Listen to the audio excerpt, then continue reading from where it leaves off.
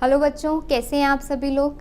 चलिए हम स्टार्ट करते हैं आज अपना नया चैप्टर। जो विद्या क्वेश्चन बैंक की हमारी पूरी सीरीज़ चल रही है उसमें आज आपका नया चैप्टर है, ये भूगोल से है और इसका आपका टॉपिक है संसाधन एवं विकास। फिर से संसाधन पे प्रश्न पूछा गया है, संभावी संसाधन और विकसित संसाधन। ठीक, क्योंकि देखिए जो आपका पाठ है उसका नाम ही है संसाधन एवं विकास, तो आपके सवाल जो हैं, प्रश्न जो हैं, संसाधन से एक ना एक क्वेश्चन या एक ना एक प्रश्न ज़रूर पूछा जाएगा। तो जितने भी टाइप दिए गए, जितने भी प्रकार दिए गए हैं संसाधन के जो भी प्रकार दिए गए हैं उन्हें अच्छे से हमें कर लेना होगा, जिससे कि उस पर एक आध भी कोई भी प्रश्न आए तो हम आसानी से आंसर कर सकें। ठीक है, देखो संभावी संसाधन और विकसित संसाधन में अंतर पूछा गया है। अब देखो, जो संभावी संसाधन होते हैं वे ऐसे संसाधन हैं जो किसी प्रदेश में विद्यमान होते हैं परंतु इनका उपयोग नहीं किया गया है। हमारे यहाँ मौजूद हैं, हमारे पास में है वो संसाधन, लेकिन अभी हमने उसका इस्तेमाल नहीं किया और आने वाले भविष्य में उनका इस्तेमाल हो सकता है। तो इसलिए इन्हें क्या कहा गया है, संभावी संसाधन कहा गया है कि भविष्य में ऐसी संभावना है कि उनका इस्तेमाल किया जा सकता है। ठीक है, उदाहरण के तौर पर जैसे भारत के पश्चिमी भाग, विशेषकर अगर हम बात करते हैं राजस्थान की, गुजरात की, यहाँ पर पवन और सौर ऊर्जा संसाधन की अपार संभावनाएं हैं। अब देखो यहाँ पर पवन ऊर्जा और सौर ऊर्जा की क्यों इन दोनों राज्यों में अपार संभावनाएं हैं, तो देखिए जो हमारा भारत है, भारत के बीच से होकर के जाती है कर्क रेखा, और कर्क रेखा पे आप लोगों ने पढ़ा होगा अपनी पहली क्लास में, पहली कक्षाओं में आपने पढ़ा होगा, कर्क रेखा पर जो सूर्य का ताप होता है वो लंबवत पड़ता है और अधिक आता है। ठीक है, इसका मतलब वहाँ पे सूर्य की ऊर्जा क्या आ रही है, ज़्यादा आ रही है। जो मैप मानचित्र है उसको देखिएगा एक बार। और जो कर्क रेखा है वो हमारी राजस्थान से भी होकर गुजरती है, राजस्थान राज्य से भी होकर गुजरती है और गुजरात राज्य से भी होकर के गुजरती है। कौन? कर्क रेखा। तो इसलिए यहाँ पर सौर ऊर्जा का अच्छा खासा हमारे पास क्या है, स्रोत है या ये संसाधन हो सकता है। लेकिन अभी तक हमने ना तो वहाँ पे सोलर पैनल लगाए उस हिसाब से, ना हमने अभी वहाँ पर इस तरीके का अवसंरचना तैयार की कि हम सौर ऊर्जा को वहाँ से इस्तेमाल कर सकें। इसका मतलब ये है कि वो कैसा संसाधन है, संभावी संसाधन है। संभावना है उस इलाके में, क्यों? क्योंकि वहाँ पर सूर्य की जो ऊर्जा आ रही है वह ज़्यादा आ रही है, ज़्यादा टेम्परेचर, ज़्यादा तापमान पड़ रहा है, लेकिन अभी हमने वहाँ पर उसको यूज़ करना नहीं शुरू किया, उसका इस्तेमाल करना नहीं शुरू किया है, क्योंकि अभी हमारी वहाँ पर अवसंरचना वगैरह तैयार नहीं हुई है।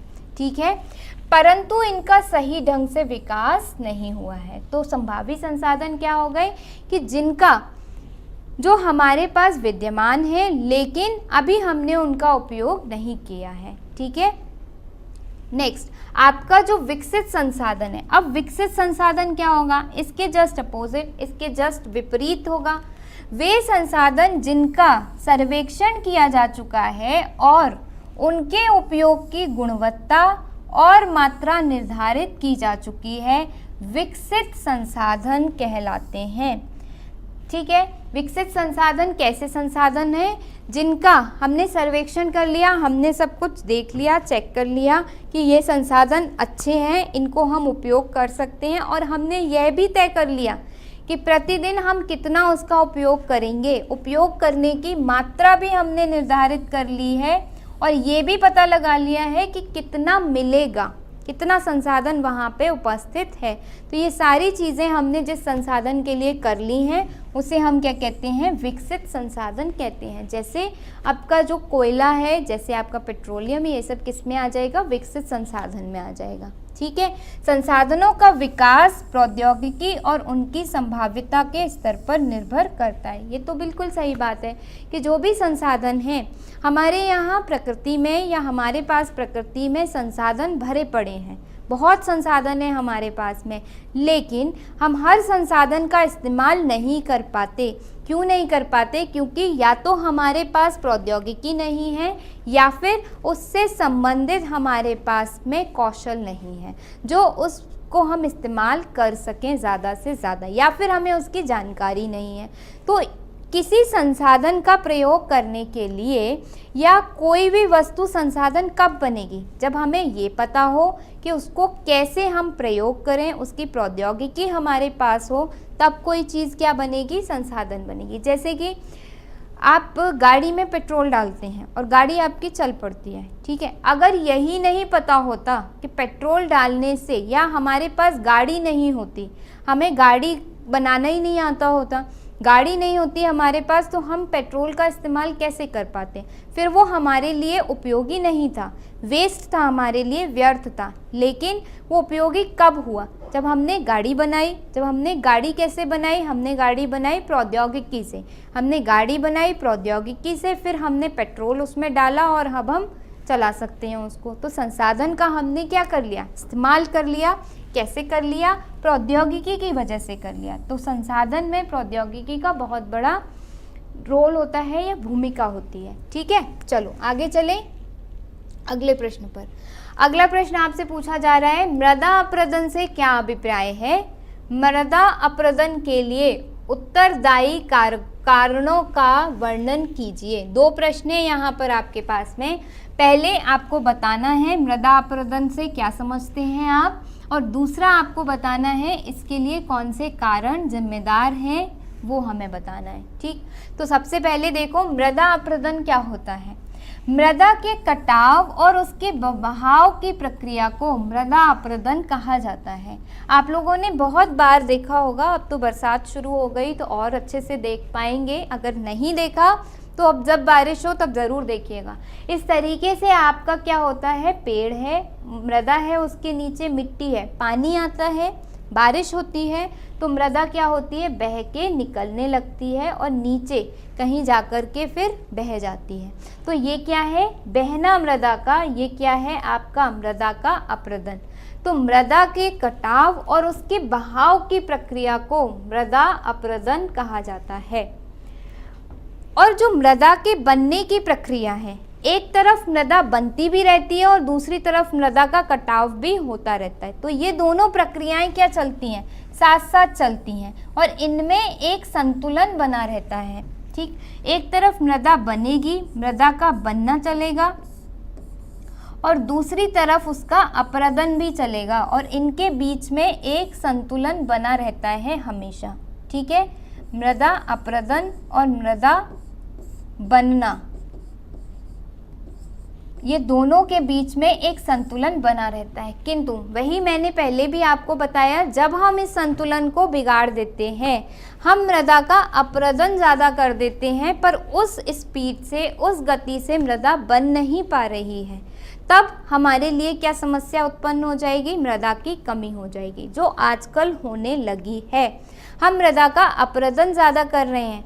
मृदा का अपरदन कैसे कर रहे हैं, मृदा हमारे पास में रोक नहीं पा रहे हैं हमने बिल्डिंग्स बना दी बड़ी बड़ी, हमने पेड़ काट दिए। पेड़ क्या करते थे, मृदा को रोक के रखते थे, अपनी जड़ों में बांध के रखते थे। अब जब मृदा हट रही है, क्यों हट रही है, पेड़ ही नहीं है। जब पेड़ रोक नहीं पा रहे हैं मृदा को, तो मृदा बहती जा रही है, समुद्र में जाकर के इकट्ठी होती जा रही। तो मृदा बन धीमे रही है और उसका अपरदन तेजी से हो रहा है, इसीलिए हमारे लिए समस्या उत्पन्न हो रही है, ठीक। चलो वापस चलें अपने क्वेश्चन पर, अपने प्रश्न पर। किंतु विभिन्न मानवीय क्रियाओं से मृदा अपरदन तेजी से होने लगता है और इसके लिए निम्नलिखित कारण उत्तरदायी हैं। तो मृदा अपरदन क्या है, तो मृदा के कटाव, उसके बहाव की प्रक्रिया को मृदा अपरदन कहते हैं।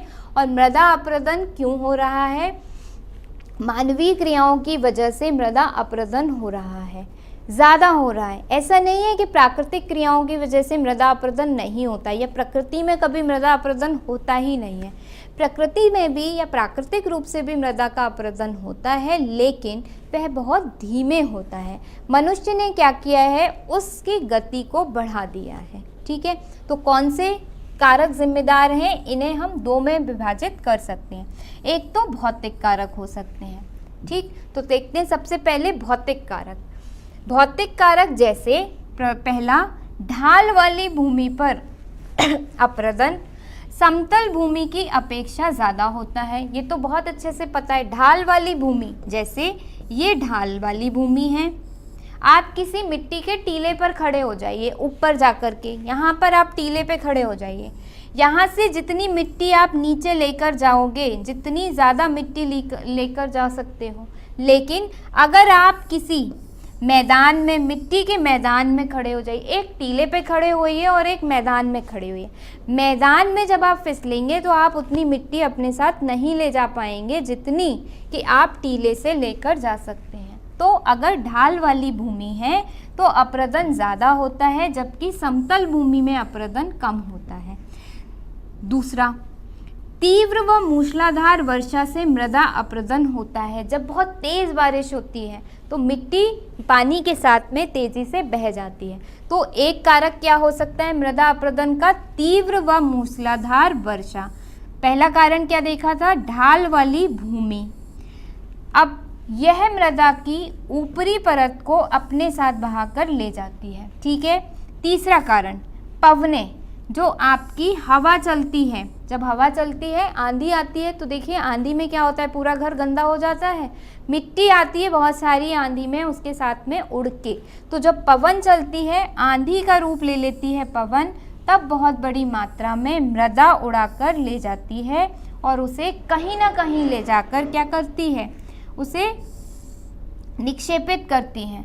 और जहाँ पे शुष्क मरुस्थलीय प्रदेश हैं, वहाँ मृदा अपरदन का एक बड़ा कारण है पवन। तो ये आपका बहुविकल्पी प्रश्न में पूछा जा सकता है कि शुष्क मरुस्थलीय प्रदेशों में मृदा अपरदन का निम्नलिखित में से कौन सा बड़ा कारक है?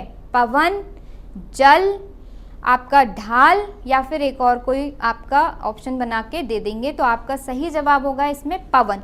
पवन जो आपके शुष्क मरुस्थलीय इलाके हैं, जैसे हमारा राजस्थान वाला इलाका, वहाँ पे मृदा अपरदन का बहुत बड़ा कारक है।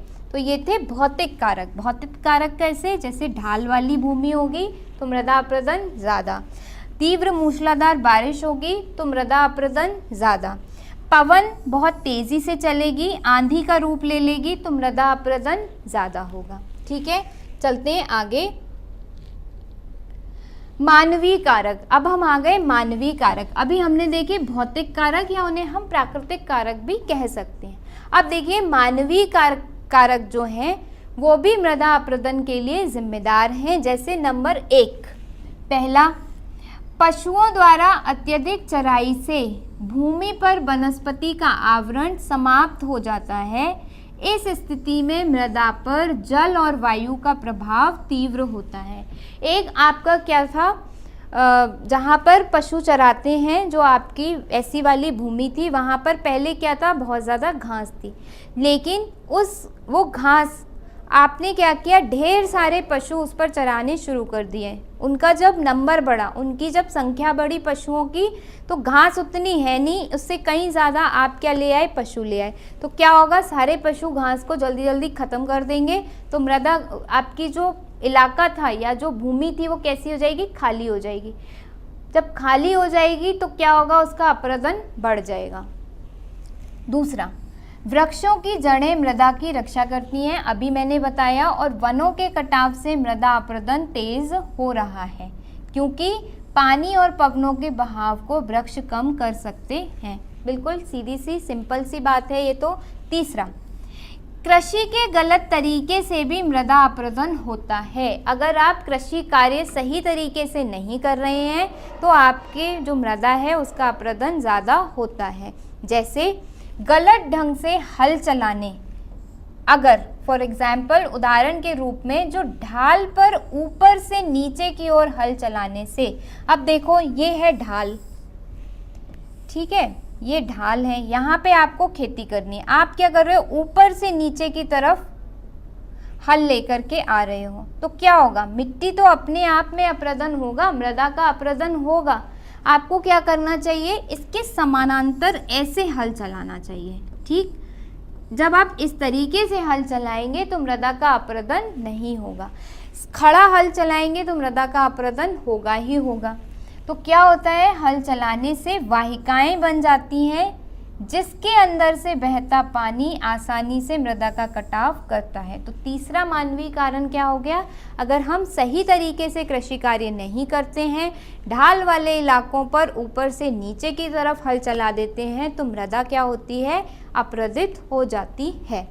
चौथा, खनिज पदार्थ निकालने के लिए खनन कार्य से भी मृदा अपरदन होता है। बिल्कुल सही बात है। आपको कहाँ से, जैसे कोयले की खदान है हमारी, आपका जो लोहा निकलता है उसकी खदानें हैं, बड़ी बड़ी सीमेंट निकालने की खदानें, मतलब आपकी जो बालू निकलती है, खनन कार्य जो होता है, ये सारा, जैसे गंगा के पास का इलाका, वहाँ पे क्या होता है, खनन किया जाता है ना, बालू निकाली जाती है, बजरी निकाली जाती है। तो इन्हें निकालने के लिए भी हम क्या करते हैं, मृदा का अपरदन होता है इनसे भी।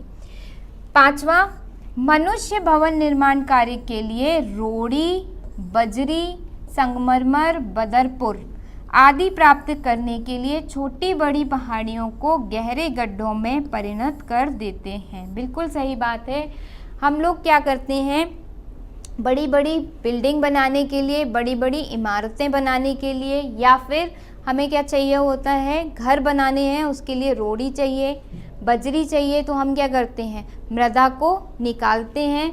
आप क्या करते हो, बहुत बड़ी चट्टान, उसको डायनामाइट लगा के फोड़ते हैं, तो क्या होता है, मृदा तो मिल जाती है लेकिन वो चट्टान पूरी गड्ढे में परिवर्तित हो जाती है और उसकी सारी मृदा हम उपयोग कर लेते हैं। मृदा हमने क्या किया, अपरदन कर दिया मृदा का।